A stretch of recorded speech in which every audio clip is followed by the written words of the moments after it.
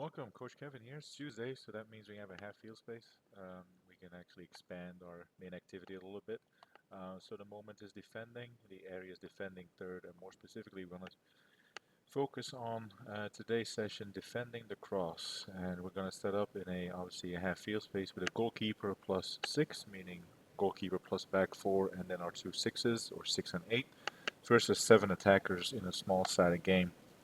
Before we get to that, this is the session that we did yesterday. It was kind of like I like to have a progression during the week. So I start off with small-sided games, smaller numbers in the beginning of the week, 1v1s, 2v2s, 3v3s, so basically the how, on how we do it. And then we actually expand it and try to connect players in between lines, between different lines, with different units, etc. So this was a session yesterday where it was basically just a pass down the line across, and we went from 1v1 to a 2v2 situation. So here's what we see here. I'm just going to let it play. This is already a 2v2 situation, but we focused on a little bit of like player actions actually yesterday. So here's a better view. 1v1, so marking and tracking your opponent, speed, mobility, agility, um, trying to focus and coach the split vision, meaning you want your defender to see the player and the ball at the same time. And then obviously your body shape, try to have your shoulders and hips 45 degrees to goal so you can actually see the opponent and the ball at the same time. We went from 1v1 to 2v2s where we kind of went from zonal to into man marking, keeping that split vision and the body shape into consideration, and then you could still coach as a coach on how to clear the ball from a header or maybe a clearance. I talked about that yesterday. So there's different types of headers. Headers to the ground is an attacking one. Header where you try to pass the ball is trying to maintain possession, and obviously a header or a clearance should be high and wide to give your players time um, to actually push up again.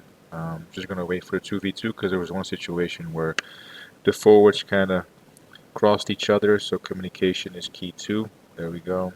So this was just a straight line 1v1, mark and track your opponent, and here the communication comes into play because the two forwards were actually crossing each other.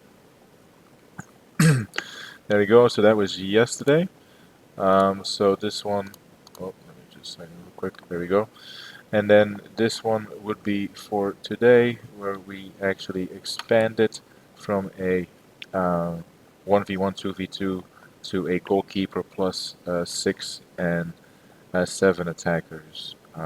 So here's very similar but specific coaching points where we try to connect excuse me, the weaker fullback into the back line. And I also included an example where the center back will jump out and try to cover for the fullback who just got beat down the line. And if that happens, then we're actually looking for the 6 here to cover that space that the center back just left. So here's the um, TacticalPad. I just posted it. This is a good link to have, the Scouting Corner. I have about 24,000 followers, so make sure to follow me. It's a good source to have. Every day I post like my full season curriculum um, and some other stuff. So here's the cross 1v1. You see that I'm just going to pause it here, that the weaker fullback is actually connected to the two center backs. So that would be your first coaching point, to make sure that their position is correct. The second one that you can focus on is if they are connected, make sure that you protect the width of the goal because that's where the goals are being scored from. So you want to make sure that they're protecting the width of the goal. There's no need to protect the near zone or the zone in front of the far post or the zone behind the far post. It's irrelevant. Goalkeeper is still there too. And then obviously a split vision. I mentioned it here. Keep an eye on the ball and the opponent so you can actually start the attack. This is another one where our left center back will push out to cover the 1v1 here. Our fullback just got beat, so our left center back will push out, and then we're looking at our 6 here for player rotation to actually cover that gap or that space that the left center back just left. And again, cover the width of the goal. and try to outnumber the opponent. So this is still a 4v3 situation if you include the goalkeeper. It's a 5v4 situation if you include the two eights there. But that's what we are looking for that one. Um, I can show you guys a tactical pad. Maybe this is a better view here, but this is a tactical pad. It might be better. So the 1v1 on the wing, fullback gets beat, and we make sure that the fullback, the weaker fullback, is connected to the back line. Then we have a second situation. Obviously, we go from right to left, left to right, so we can actually focus and coach all players in the back line. So at this point, you want to see that your left back is connected to the left center back, the left center back is connected to the right center back, because the right back is stepping out to play that 1v1, and your next coaching point could be to protect the width of the goal here and having that split vision. So here the 6 and the 10. So number 6 needs to see the 10, so the opponent and the ball at the same time. So 6 will adjust their body shape and positioning, so they actually see the opponent and the ball at the same time. So that's why I stopped it here and highlighted the 6 here with the 10. And then obviously on your toes, the aggressiveness is something that you're looking for as well, because you're inside your own 18-yard box, and very important that you're first on the ball and challenge the ball. Whatever happens after that, that's an attacking transition play. That's not what we're coaching today. This is another one where some situations your left center back or your right center back will step out because they feel the need to cover that 1v1 situation. Depends on how the coach wants to play. So this is where I mentioned the player rotation. So if the 5 steps out because they see that their left back is going to get beat down the line, your left center back wants to cover, so they're going to step out. The player rotation here is that you still want to occupy the strategic zones, meaning the width of the goal. So obviously they still need to be connected.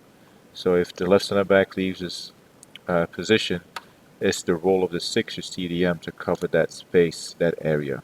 So number 6 needs to cover space first before they can actually think about marking or covering the player.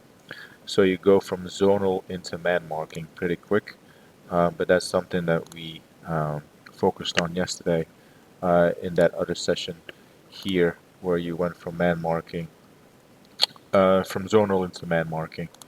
Maybe I can open it up again here so you see. Right, so just this is obviously man marking because it's 1v1, but still the split vision again. I think we can actually focus on zonal versus man marking in a 2v2 situation. Here we go.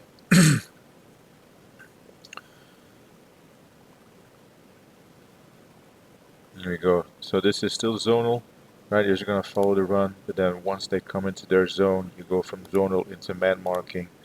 So they're actually partnered up here. So that's what you can coach as a coach. Obviously, player learning is important. Main principle, you want to deny the finish, prevent scoring opportunities. We're looking at specific player actions to be successful. One of them is your body positioning and your proactive stance. Another one is the aggressiveness and challenges and your split vision. So that comes into play when we talk about marking and tracking your opponents. Scanning and zonal awareness is very important that you scan. So that's one of the player actions that I will mention here. Um, Main principle, deny the finish. Sub principle, defending the cross, so protect the width of the goal. How are we going to do that? We are going to coach the split vision to keep an eye on the ball and the opponent. We're going to coach the aggressiveness, that they want to be first on the ball. We want to coach the weak side fullback connecting to the back line. We want to coach occupy strategic zones if there is a player out of position. So for player rotation, and the split vision is something that we're going to coach too. So keep an eye on the ball and the opponent here. So that comes back into marking and tracking the opponent as well as defending the cross. Player actions, obviously aggressiveness and intercepting the ball. If you can, do not wait for the cross to come in, hit your head or your chest. Try to meet the ball halfway, so attack the ball. You can block the shot. Let's say you're just a little bit um, too slow or too late on the ball. You can block the shot, so try to keep your body between the player, the ball, and the goal. Um, your body shape depending on where the cross is being played. You want to make sure that your shoulders and hips are 45 to 90 degrees towards the defending goal. This is a 6v6, 6v7 situation, so in regards to your physical periodization, this is a 6-minute work, 2-minute duration for recovery, so that's 8 minutes. You do that times 4, brings you to 32 minutes, maybe a little bit longer in between set recoveries for interval. So that brings you to about 35 to 40 minutes, and you do that twice, so 2 sets. So that basically a session right there as a coach, and I just gave you coaching points. So perfect. Any questions? Feel free to reach out to me. My username is the same on Instagram as well as YouTube. Instagram is a tremendous source of knowledge and exercise activities, and I also document my full season curriculum. So all you have to do is just check out my page when you have a session and you can take it. So, but other than that, I thank you all for listening, and I'll be back on Thursday.